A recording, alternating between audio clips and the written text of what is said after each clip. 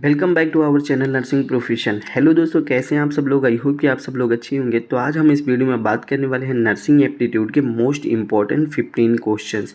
जी हाँ दोस्तों, हम नर्सिंग एप्टीट्यूड के मोस्ट इंपॉर्टेंट 15 क्वेश्चंस को इस वीडियो में सॉल्व करेंगे, जो यूपी सीनेट एंट्रेंस एग्ज़ाम की दृष्टि से मोस्ट इम्पॉर्टेंट है। तो आप लोगों का यूपी सीनेट का फॉर्म जो है ऑफिशियल वेबसाइट पे ABBMU के आ गया है। अगर आप लोग फॉर्म अप्लाई नहीं किए हैं तो आप लोग तुरंत जाके फॉर्म को अप्लाई कर दीजिए यूपी सीनेट के ऑफिशियल वेबसाइट पे, जो कि 28 मार्च से स्टार्ट हो गया है फॉर्म अप्लाई करना। और इसकी लास्ट डेट जो होने वाली है वो 20 मई इसका लास्ट डेट है।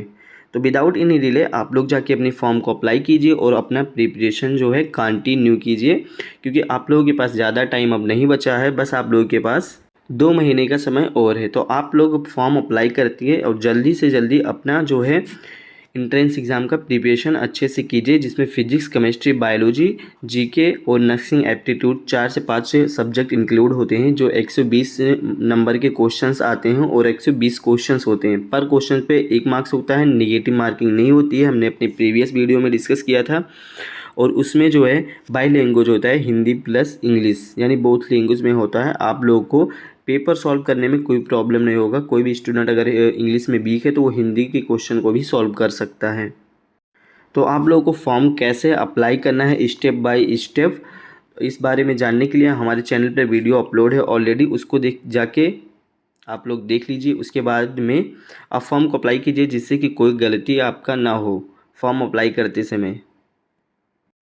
तो चलिए विदाउट एनी डिले हम अपनी क्लास को स्टार्ट करते हैं। आज का हमारा फर्स्ट क्वेश्चन जो है, the process by which the body regulates its temperature is refer to as. A option है कीमोट्रोपिज्म, बी ऑप्शन है ऑस्मोसिस, सी ऑप्शन है हीमोस्टेटिस और डी ऑप्शन है हीमोस्टेटिस। सी में है होमोस्टेटिस और डी ऑप्शन में है हीमोस्टेटिस। तो क्वेश्चन जो हमारा कह रहा है कि वह प्रक्रिया जिसके द्वारा शरीर अपने तापमान या टेम्परेचर को नियंत्रित करता है, उस प्रक्रिया को क्या कहते हैं। तो हमारे फर्स्ट क्वेश्चन का जो राइट ऑप्शन हो जाएगा वो हमारा है सी, यानी कि होम्योस्टेटिस।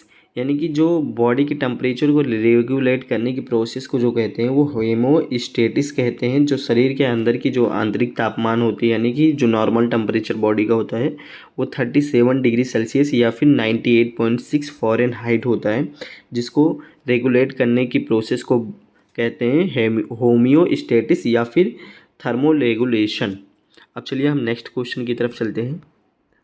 नेक्स्ट क्वेश्चन जो हमारा है, this set of is use to illustrate which of the following process. A option है डिफ्यूजन, बी ऑप्शन है ऑस्मोसिस, सी ऑप्शन है जियोट्रोपिज्म और डी ऑप्शन है एक्टिव डिफ्यूजन।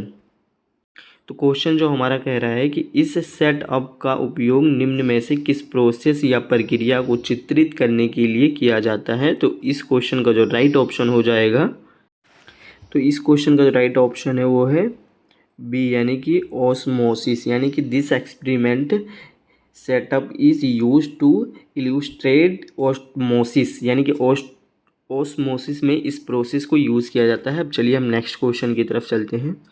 नेक्स्ट क्वेश्चन जो हमारा है, which of the following is correct. A option है the water molecules flow from the concentrated to the less concentrated solution, B option है the water molecule flow from the less concentrated to the more concentrated solution, C option है the salt molecules flow from the concentrated solution to the water, D option है there is no flow of water molecules in both solution. तो इस question का जो right option हमारा हो जाएगा वो बी है, यानी कि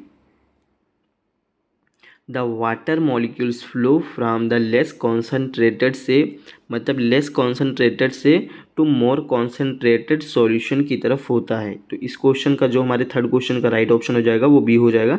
अब चलिए हम नेक्स्ट क्वेश्चन की तरफ चलते हैं।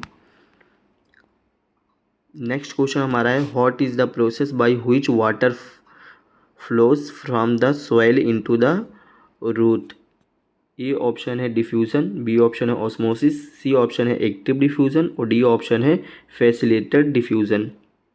तो क्वेश्चन जो हमारा कह रहा है कि वह प्रक्रिया क्या है जिसके द्वारा पानी मिट्टी से जड़ों में प्रवाहित होता है, यानी कि ऐसा कौन सा प्रोसेस है जिसमें इन चारों ऑप्शंस में से जिसमें पानी द्वारा मिट्टी से जड़ों में प्रवाहित होता है। इस क्वेश्चन का जो राइट ऑप्शन हो जाएगा वो बी हो जाएगा, यानी कि ओस्मोसिस। ओस्मोसिस जो होता है मिट्टी में जड़ों में जो पानी का प्रवाह मुख्य रूप से होता है उसे प्रसारण ऑस्मोसिस नामक भौतिक प्रक्रिया द्वारा ये प्रोसेस होता है, और इस क्वेश्चन का राइट ऑप्शन हमारा बी हो जाएगा। अब चलिए हम नेक्स्ट क्वेश्चन की तरफ चलते हैं। नेक्स्ट क्वेश्चन हमारा है dogs take in oxygen during inspiration by which of the following process. A option passive diffusion, B option osmosis, C option active diffusion और डी ऑप्शन है फैसिलिटेटेड डिफ्यूजन। तो question जो हमारा कह रहा है कि कुत्ते जो होते हैं डॉग्स श्वसन के दौरान ऑक्सीजन लेते हैं निम्नलिखित में से किस प्रोसेस या किस प्रक्रिया के द्वारा। तो इस क्वेश्चन का हमारे राइट ऑप्शन हो जाएगा सी, यानी कि एक्टिव डिफ्यूज़न। जो कुत्ते होते हैं वो श्वसन के दौरान जो ऑक्सीजन जो ग्रहण करते हैं वो डिफ्यूज़न प्रक्रिया द्वारा ग्रहण करते हैं।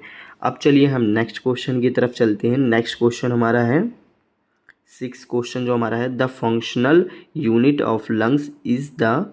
ए ऑप्शन है नेफ्रॉन, बी ऑप्शन है कैपिलरीज, सी ऑप्शन है एल्बुलाई और डी ऑप्शन है हिपेटोसाइट्स। तो क्वेश्चन जो हमारा छठवा कह रहा है कि फेफड़ों की कार्यात्मक या फंक्शनल यूनिट इकाई है इन चारों ऑप्शन में से कौन सा। तो इसमें ए ऑप्शन जो हमारा दिया गया है वो नेफ्रॉन है, तो ये भी हमारा राइट ऑप्शन नहीं है क्योंकि नेफ्रॉन हमारा किडनी से बिलोंग करता है और ये हमारा लंग से पूछ रहा है, तो ये ऑप्शन इनकरेक्ट है। कैपिलरीज पूछ रहा है तो कैपिलरीज भी इनकरेक्ट ऑप्शन है क्योंकि कैपिलरी लंग्स का पार्ट है ही नहीं। और लास्ट ऑप्शन हमारा हिपेटोसाइट्स है, तो ये भी हमारा कोशिका से रिलेटेड है, ये भी ऑप्शन इनकरेक्ट है। जो राइट ऑप्शन हमारा हो जाएगा वो सी, यानी कि एल्बुलाई, यानी the functional unit of the lungs is the एल्बुलाई। एल्बुलाई जो फंक्शनल यूनिट होता है लंग्स का वो एल्बुलाई होता है। अब चलिए हम नेक्स्ट क्वेश्चन की तरफ चलते हैं। आज हमारा 7वां क्वेश्चन जो है the functional unit of the kidney is the. A option है एल्बुलाई, बी ऑप्शन है कैपिलरीज, सी ऑप्शन है बिली और डी ऑप्शन है नेफ्रॉन। तो क्वेश्चन हमारा कह रहा है कि गुर्दे की क्रियात्मक या कार्यात्मक इकाई कौन है इन चारों ऑप्शन में। तो इस क्वेश्चन का जो राइट ऑप्शन है वो है डी, यानी कि नेफ्रॉन जो हमारा है functional unit of the kidney है। अब चलिए हम नेक्स्ट क्वेश्चन की तरफ चलते हैं। नेक्स्ट क्वेश्चन जो हमारा है which part of the brain is associated with hearing. A option है ऑक्सीपिटल लोब, बी ऑप्शन है फ्रंटल लोब, सी ऑप्शन है पैराइटल लोब और डी ऑप्शन है टेम्पोरल लोब। तो क्वेश्चन जो हमारा कह रहा है कि मस्तिष्क का कौन सा भाग है जो सुनने से संबंधित है। तो इस क्वेश्चन का हमारा राइट ऑप्शन जो हो जाएगा वो डी है, यानी कि टेम्पोरल लोब। मस्तिष्क का वह भाग जो सुनने से संबंधित होता है वो टेम्पोरल लोब होता है, और यह जो है प्रमस्तिष्क यानी कि सेरिब्रम जो हिस्सा होता है उसके पार्ट में ये आता है। अब चलिए हम नेक्स्ट क्वेश्चन की तरफ चलते हैं। नेक्स्ट क्वेश्चन हमारा 9वां है जो the occipital lobe of the cerebrum is associated with which of the following. A option है विजन, बी ऑप्शन है हियरिंग, सी ऑप्शन है टचिंग और डी ऑप्शन है स्मेल। तो क्वेश्चन जो हमारा कह रहा है कि the occipital lobe of the cerebrum, यानी सेरिब्रम का जो ऑक्सीपिटल लोब होता है उसका फंक्शन क्या होता है। तो इस क्वेश्चन का राइट ऑप्शन हमारा हो जाएगा ए, यानी कि विजन के लिए या विजुअल प्रोसेसिंग के लिए जो है सेरिब्रम का ऑक्सीपिटल जो होता है वो रिस्पॉन्सिबल होता है। अब चलिए हम नेक्स्ट क्वेश्चन की तरफ चलते हैं। नेक्स्ट क्वेश्चन हमारा है जाने head an injury to her cerebrum which of the following is likely to occur। A option है inability to see clearly, B option difficulty of hearing music, C option है difficulty on swallowing fluids और D option है difficulty of balancing herself। तो question जो हमारा कह रहा है कि जैन यहाँ पे एक कोई पीपल्स है जो जैन को उसके सेरी बेलम में चोट लगी थी, निम्नलिखित में से कौन सा होने की संभावना है स्पष्ट रूप से देखने की क्षमता में एक विकल्प मतलब कि जो है जैन एक कोई लड़की या फिर लड़का था जिसके सेरिब्रम में इंजरी यानी कि चोट लग गई थी, तो उसको क्या होने की संभावना है इन चारों ऑप्शन में। इस क्वेश्चन का राइट ऑप्शन जो है difficulty of balancing her self.